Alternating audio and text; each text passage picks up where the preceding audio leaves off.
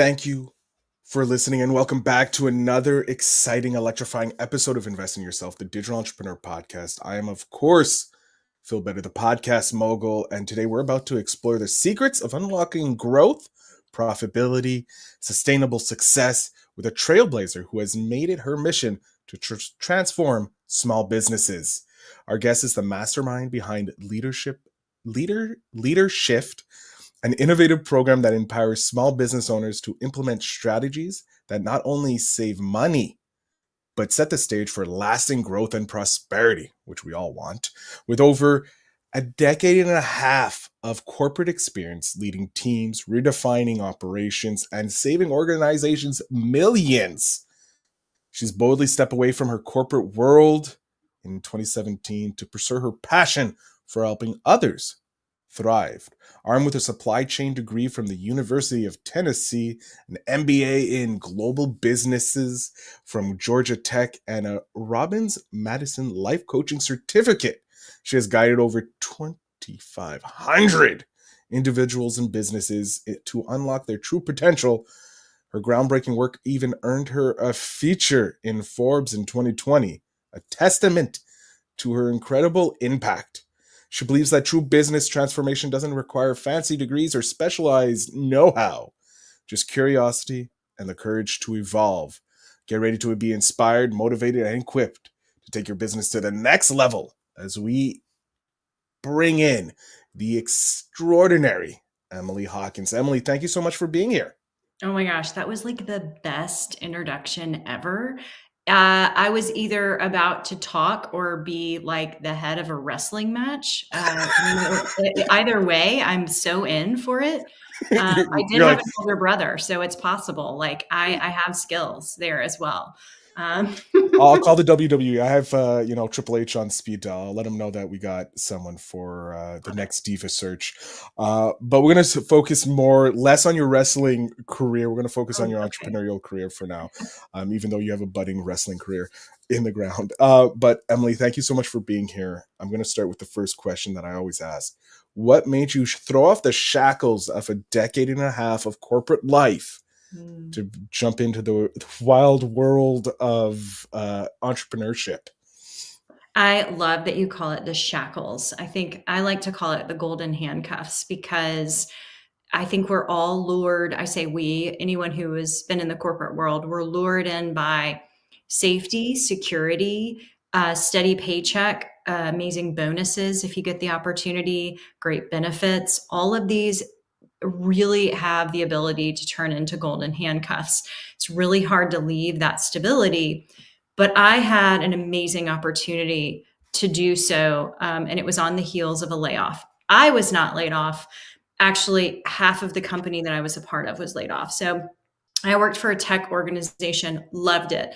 It was a startup, and I took my department from one, I was a department of one, up to 25 people in 3 countries. And we were doing this amazing work. And I have a background in supply chain. I was in the supply chain side, but the tech side, we were doing a lot of switching. And so half of that piece of the business left. And I knew about it because I was part of upper management. And so they were telling us, hey, the layoffs are coming. They're going to be a Thursday, Friday event. And I was so naive. I was like, well, nobody on my team was affected. So, like, I don't really care. That sounds horrible. But I didn't. I was like, well, my team is sort of insulated and it's not really a big deal. Well, what happened actually did affect me greatly. How we sat in this building, because we were a small startup, was people were intermingled. It wasn't necessarily like your department's one place and another department somewhere else. We were all kind of commingled together. And I had an office with glass windows. And the guy that sat in the cube right outside from me was tapped on the shoulder at 8 a.m. Thursday morning, taken downstairs, and never came back. And the rest of the day, I stared at that empty cube. And all I could think about was, where did that guy go? I knew he had recently been divorced. And so, did he have family? Did he have friends? Just all these feelings went through my mind about, when we let people go, it's really easy to look at from the bottom line, but that's a heart count, you know? Mhm.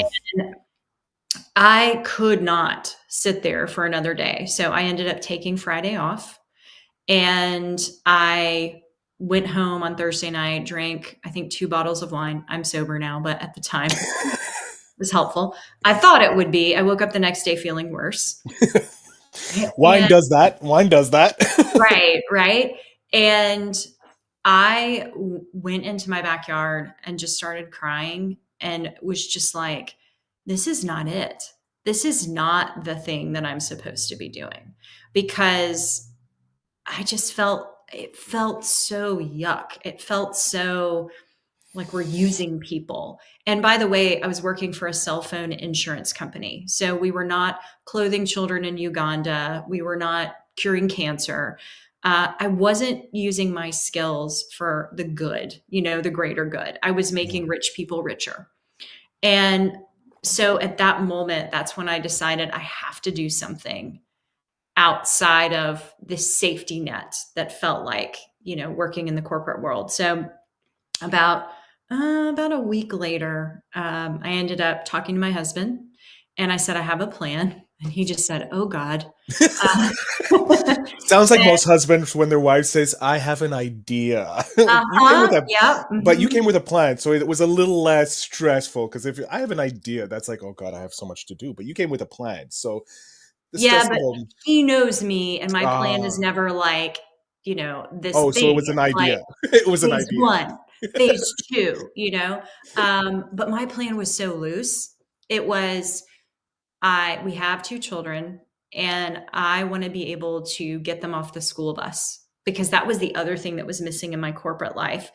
My children were quickly becoming pictures in a frame. I was standing up supply chains all over the world, and that was already sort of in the back of my mind, and then watching this organization that I was standing up these supply chains for really not valuing people, it was like, I just can't be a part of this anymore. And so I said to my husband, I said, wouldn't it be great? Our oldest at that point was in pre-K, so she was about to be in kindergarten, riding the school bus and doing all these things. Wouldn't it be great if I worked from home and I could get our kids off the school bus and I wouldn't miss time, I wouldn't travel, all of these things.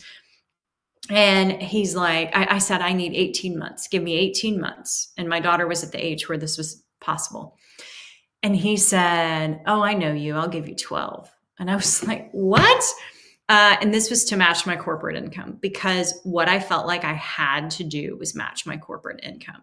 What I would say to anyone that is staying because they're worried about that, I would not let that be the thing that keeps you where you are. Because guess what happened in those 12 months? I didn't match my income. But what did happen was I landed a bonus. We had a great bonus at work. It came 6 months earlier than we were planning as a company. I mean, stars completely aligned. And when they announced that we were getting our bonuses early, I texted my husband and he's like, the minute that money hits your bank account, you're out. And I was like, love it. I'm in. And I can tell you, we cut back on everything. Like we didn't have Netflix. We didn't do anything fancy. We bought bargain basement groceries so that I could make that specific bonus last us a year. Because I said, if I can give myself a year, then I can do this. Hilariously enough, my business took off 11 months, 29 days, and 15 minutes later. So coming down to the wire. Uh, but it was I'm so glad I did it. I had no idea what I was doing. And I want anyone and everyone that's listening to this to know none of us do. Not a single person on earth knows. When I was a child, I thought that adults actually knew things, Oh god. right? And now that I'm an adult, I'm like, we know nothing. We're just winging it, right? But actually, as an entrepreneur, I've gotten so much more comfortable with that. And I love it. I love the possibility of it because as a business owner, no one says to me, we've always done it that way. Because guess what? I changed that up last week and we're doing it different and we're going to change it tomorrow and we're going to do all these other things. And I actually help businesses streamline their processes and their people. And so when they come at me with that, I'm like, oh, so that means we're going to kill that. We're going to get rid of it and we're going to start with something fresh and we're going to make more money. We're going to find money in your business. And so that is how I left. That was what unshackled me, was really being shaken that nothing is forever and that there is no safety net but yourself. And I love that. Now I bet on me every day of the week. I love it. I love it. And I like how you were like, oh, it's not going to affect me. And then all of a sudden you see this gentleman in front of you get the tap, which no one wants to have the tap happen to them, No. especially in the corporate world when you hear layoffs are coming. You get the tap, and then it shook you to the core. I love that, how it shook you to the core. Someone who was like, "Oh, I'm fine. We're insulated. We're good. We don't have to worry." And then just a simple tap tap, and you were thrown for a loop. I love that your husband was very supportive, probably even challenging you to get it done in a year. He's like, "Oh yeah, you can probably do it in 18, but I bet you can do it in 12." And that just forced you to go even harder. Whoop. Um, with you going down to the minute, like the mere minute of the 12 months, which I love. Um, when did the was there any moment that self-doubt came into you? Because obviously as entrepreneurs, you mentioned it before, we don't know what we don't know. It's harder than we expect because we think we can do it. But were there moments of self-doubt, or was there a moment of self-doubt where it was like, i I may have made a mistake? Yes, and it was day one. And I will tell you what it was. I was getting my office set up because apparently I needed an office. This makes me laugh now. But anyway, I realized that I needed a printer. Again, looking back, I have no idea why I needed this printer. But at the time, it's very important. And in that moment, I was like, oh my God, I am tech support. I have to install this. Like, I had worked for companies where you just call someone and they like install all the things, right? And I was like, oh my God. So I was like, you know what though? I've got this. So I was doubting myself for 2 seconds, went down to Office Depot or something that's near my house. I was so proud of the stamp printer. Like, I'm buying it with my business bank account. Like, and I don't remember. They were like, do you want a warranty on it? I remember getting a warranty because I thought that's what businesses did. Like, I don't know. It was so hilarious. I took a picture of myself and posted it on social media that I had installed this printer. That's how proud of it I was. Hilarious. Yeah. And anyway, that was just day one of doubt, right? But what I realized in that moment, in literally putting that printer together and posting it online, everything is figure outable. You know, if I can put a printer together, which I feel like, you know, if you remember the movie Office Space, they like take someone out and like beat the printer. If you can put a printer together, then you can solve world hunger if you've been given enough time. So I just felt this huge like empowerment. And I'm so glad that that happened day one because that's what's helped me tackle all of this. My father was asking me the other day, he's like, gosh, you're so successful. Like, was this your MBA? And I was like, no, this was just being scared and saying, well, I don't have the funds to hire somebody. So I better just go figure it out. Let me watch some YouTube videos. Let me ask some people some questions. And I know this podcast in general is about investing in the right mentors, investing in the right rooms to be a part of. And that support that you end up coming along with you, having a team of people now is absolutely extraordinary. But day one, there was none of that. It was really just, I made $1. How am I going to reinvest this into the business? How am I going to keep this alive long enough to actually make money for my family and that kind of thing? That year gave me that opportunity, which was great. And I do want to preface it with, I was selling the wrong thing for like forever, and that's why it took me so long. It's actually hindsight being 2020. It wasn't that I was selling the wrong thing; it's that I was selling the right thing to the wrong people. Oh. And so it took me about 7 years, by the way, to get that full circle moment. Because what I did was I thought these people that I was selling the thing to were the right people. They weren't, but I was running out of money. And desperation can do two things to you. Desperation can make you crazy and doing dumb things, or it can make you super scrappy and resourceful. And that is what it did for me. All these people were coming and saying, like, I really need help getting out of my job into another corporate job. And I was like, I can help you with that. I hired people all over the world. And so I went dark for 30 days. I filmed a course, put a course together, and I started selling that because that's what people wanted. So the thing that I do now, nobody wanted because I was selling it to the wrong people. So I created what the audience needed. And what was so great about that is it gave me the bandwidth to actually go out and pursue this, what I'm doing now. So do not be scared or ashamed of coming up with something to make money that is not exactly what you want to be doing, because it kept the dream alive and it kept me free from the corporate world. So, and it got me featured in Forbes. So let's not be upset about that. So Yeah, it's something you may not love got you into Forbes. That's huge.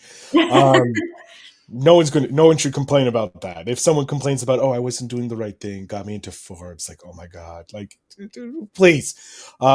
You're lucky you got into Forbes, a huge magazine. Big names are in there already. With doing things wrong, quote unquote wrong, because it wasn't wrong. It taught you wrong for like 7 years, going after the wrong people. When did you realize? Not when did you realize? How did you figure out who were the right people that were meant to be working with you? So that feature in Forbes opened doors for me. And one of the doors was a mastermind that I was a part of. And the mastermind was all 6 and 7 figure business earners. And I've had huge imposter syndrome walking into this room, being selected out of thousands of people to be in the room. It just felt, it was a group of about 20 entrepreneurs, and there were like thousands that had applied to be a part of it. So huge imposter syndrome in that moment, right? And what I found, though, in sitting in that room was what I am fabulous at, which is operations, streamlining processes and people. Everyone in this room was really struggling with that. They were all salesmen, they were marketing people, they were amazing at selling and marketing their products.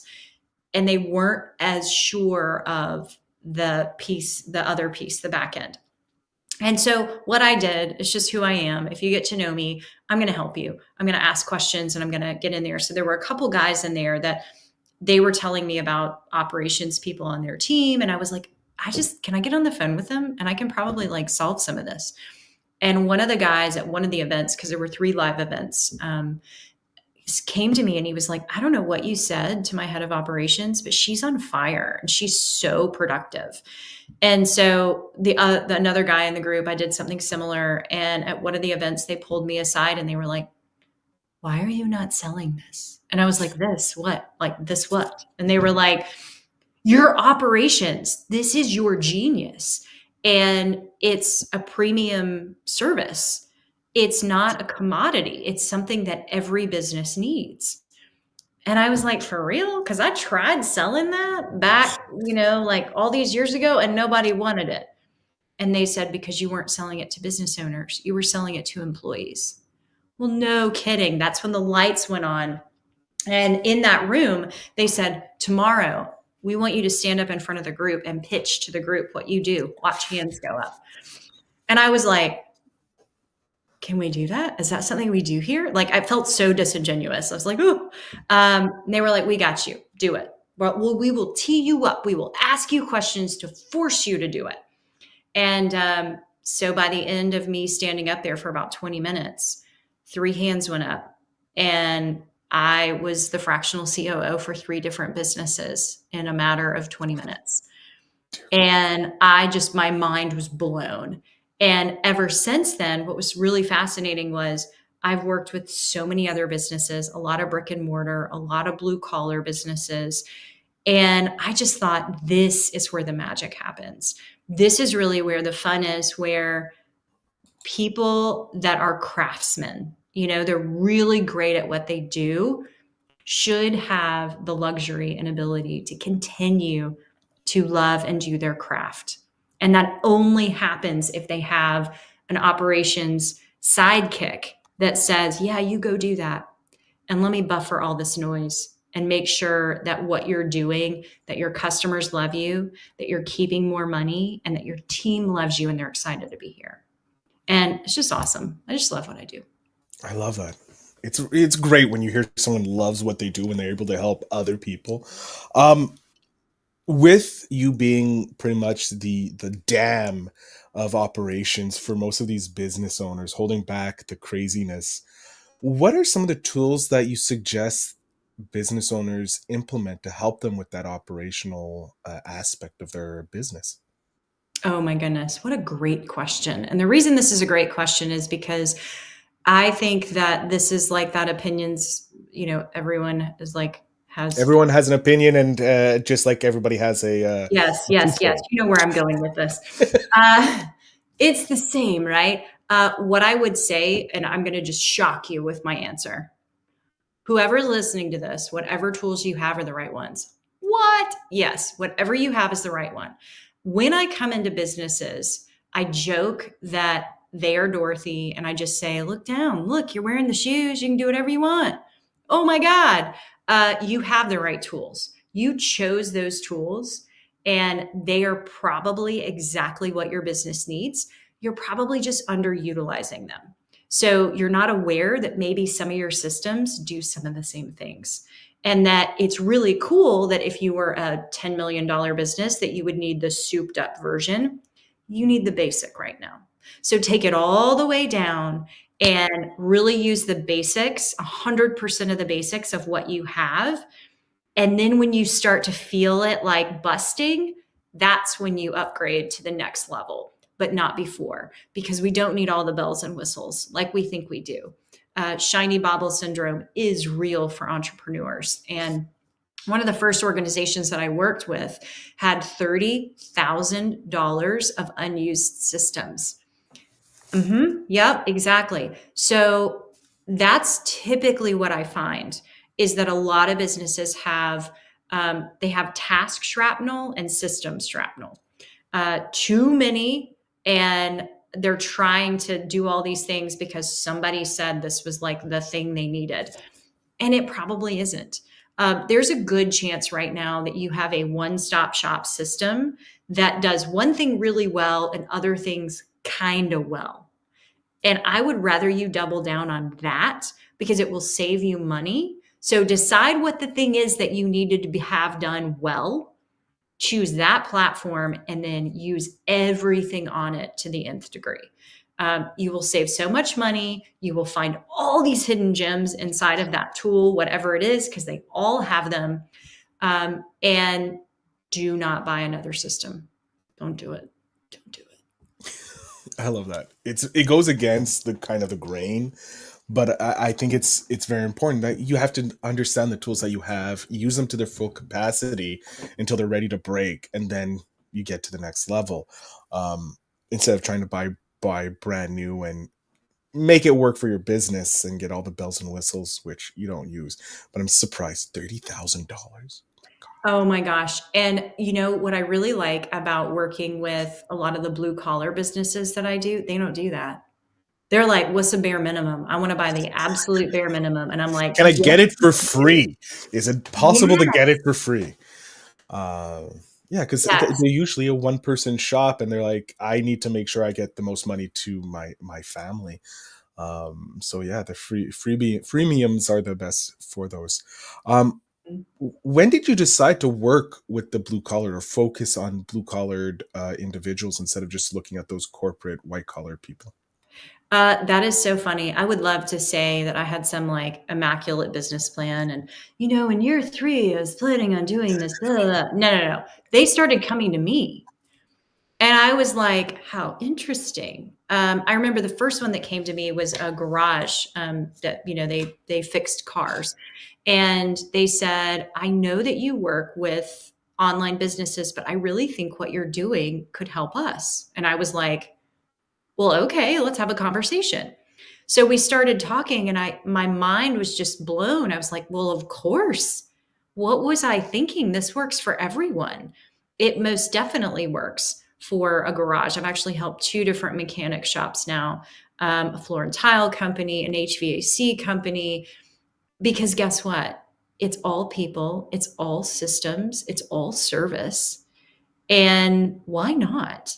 And so one, I started working with one, and then it was like a moth to a flame. Like they just came. And then a lot of what I've done up to this point is referral, which is so wonderful.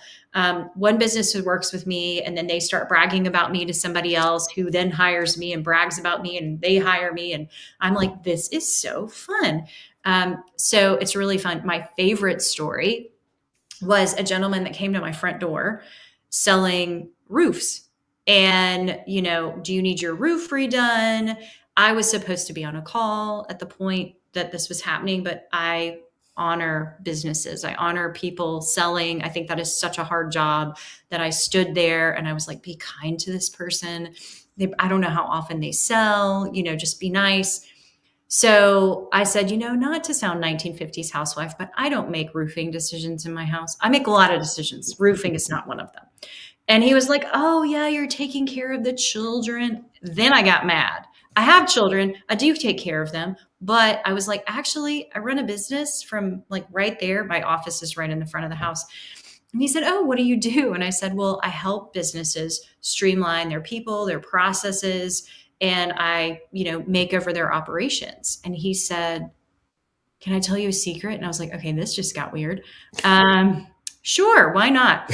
Uh, Very worried about what secret's coming. right, exactly. And he said, I'm the owner and I need your help. Oh. And I was like, this is amazing. One of the most amazing partnerships I've had. Absolutely phenomenal. And again, you can't plan that. Like there's no CRM. There was no target marketing. I was joking with him the other day because we were working on his customer journey. And I said, sometimes you have to think about it non-linearly because a lot of things happen. We want them to happen step 1, step 2, step 3. But life usually is very non-linear. I So love that. that's honestly how most of my business has come to me, is some like strange coincidence like that. One of my favorite stories is when I meditate and I was asking for a sign. In my meditation, I was like, give me a sign that I'm in the right direction. Literally within about an hour of that, I get a call booked on me by a company. Never heard of this company. They found me on the interwebs. And I get on the phone with them, on a Zoom call. They're a sign company. Oh And my they, God. No. No, no, no, no, no, no, no. We're stopping this. This is no. A sign company. a sign company, and ended up working with them for the longest time. Absolutely phenomenal. They actually do all my swag for me. It's fabulous. They're amazing people. So I just find it funny how we can have these best laid plans. And then the universe is like, ha ha, hold my beer. Universe is very a fan of the hold my beer saying, as I've come to learn over the last 600 interviews I've done. It really likes to just pop in and say, yeah, no, that's not how it's going to work. Um, with that saying, I want to know, what do you do to invest in yourself to become a better version of yourself, either a better leader, a better salesperson, or just a better human? What do you do to invest in yourself? So there are several different things. One is spending time in silence. That is incredibly important to me, to spend at least 15 to 20 minutes a day in silence, not looking at anything, not doing anything. I could be meditating, but again, it's just being. I think as business owners, we feel like we've constantly got to be going. But if you're going so fast, it reminds me of being like on a speed train. If you looked out a window of a speed train, you see nothing. You see like colors sort of like mashed together. But if the train stops, what do you see? You see trees, you see birds, you see leaves, you see all these beautiful things. So sitting in silence and just taking a breath to me is hugely important and a huge investment in my creativity in my life. I also make sure to work out at least 45 minutes a day. That's super important, 6 days a week. And then investing in trainings, books. I'm in a lean book club. Yes, that is an actual thing. Lean management book club. So I'm chronically investing in learning from others that have done either what I've done or just similarly. always investing in marketing programs, sales programs. I try at this point in my life to only invest in one thing a year, a larger investment, I should say. At the beginning, I was trying to learn all the things, so I was definitely investing more. But now I really want to focus my attention on one skill that I'm trying to hone and craft. And so I'll invest one thing a year in whatever that skill is. But that's really, really important to me. I like that. I like that. Sharpening the knife, 100%. sharpening the knife with one aspect, making sure that it's nice and sharp for the until the next year. We are coming near the end of the episode, which I hate because I'm having such a great time learning from you, Emily. So I'm going to hit you with two questions. Where do you see yourself in 10 years? Oh, wow. Um, I see myself doing what I'm doing now, but doing it bigger. Because there is in the US, 75% of small businesses fail within the first 12 years. And I want to change that.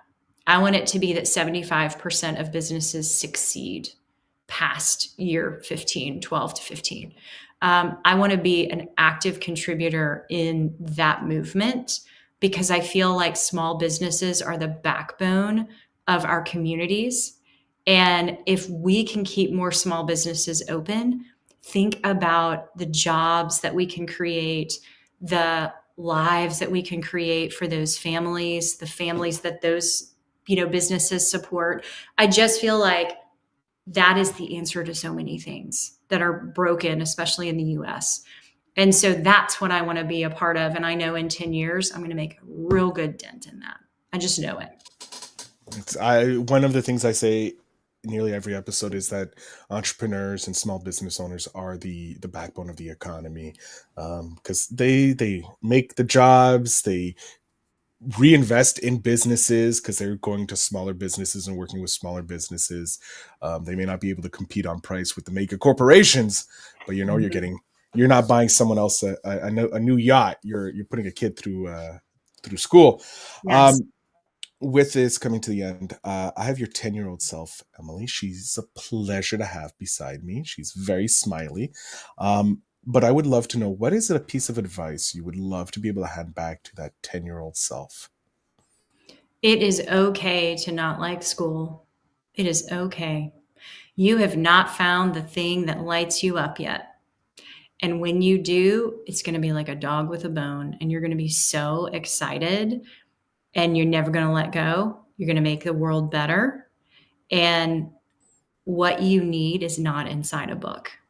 Play the game, get the check boxes as I call them, so that no one can ever doubt you. But just know that they mean nothing. I love that. That's some great advice for both young and old. Emily, I'm going to jump off stage here. I want you to let my audience know where they can find you, where they can work with you if they're looking for a leader shift in their life and want to get help from the Emily. So the floor is yours. Well, thank you. You can find me at Emily Hawkins, the number four, the letter U.com. So Emily Hawkins for you.com. If you are interested in working with me, if you go to that website and you scroll down, because I love to have a one stop shop, I like you to be able to find anything and everything you need in one place. You can find a treasure trove of free content from me, a few assessments that you can take about your specific leadership style, what area of your business you should focus on right now that could potentially be saving you millions of dollars. And then, of course, if you just want to talk with me directly, I give you that opportunity as well. So that is where you can find me on any platform. You can actually do Emily Hawkins, the number four, the letter U, and you will also find me. I love it. Emily, I want to thank you so much for being here. It was a pleasure chatting with you. I thoroughly enjoyed our time, and I'm looking forward to having you back on to see where you are in the coming years. Thank you so much, Phil. This has been so incredibly fun, and you're great to interview. So thank you. It was my pleasure. To my audience, make sure you check down the show notes down below because that's where you're going to be able to connect with Emily. Go to her website, check out all her social media just down below in the show notes, or of course, going Emily Hawkins for you, and you'll be able to find her online. I want to thank you very much for listening, Emily. Thank you again for being here. And Thank you. as always, my audience, remember to invest in yourself.